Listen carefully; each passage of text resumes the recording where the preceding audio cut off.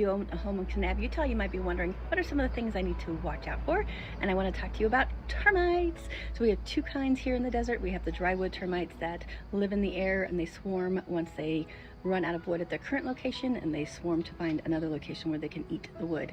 The second kind we have is subterranean, and those are the ones that live in the soil and they burrow until they find wood to eat. If you've ever had a home inspection done before, you'll notice that the home inspector will go around the outside of the house to make sure there's no what they call earth to wood contact. You do not want the bottom of your house to be contacting the soil. So they'll often say to slope the soil away from the house, not towards the house.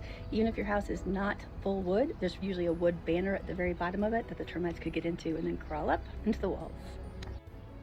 And I'm going to be using my personal property to show you some of the things that can happen with termites here in Kanab. So if you've ever been driving around and you see a big tent around a building, I know a lot of the hotels recently have been getting tented. Perry Lodge had recently been tented. It looks like a big, huge circus tent. That's what it's all about. So this is what frass looks like. Put this up here to give an idea. So it's little pieces of different colored specks. That is evidence of drywood termites. And the airborne ones. So, no sign in the wall, but they leave their little traces, little buggers. So the only way to get rid of those nasty little drywood termites is to tent, fumigate, putting these huge canvas things around the entire property, sealing it up, and then putting some gas in there that kills every living being in there. Then moving on, we have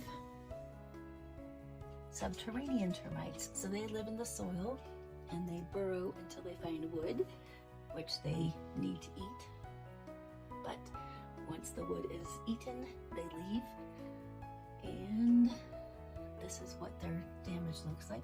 The white stuff in there is powder. That's not their droppings, but they leave little grooves in the wood. And how did we find this? Because I pulled things out and the baseboards looked kind of wavy, and I started pushing and whoopsies. So to treat subterranean termites, I'm going to have to pull up the baseboards, have the guy use the insecticide to put down there, and get new baseboards.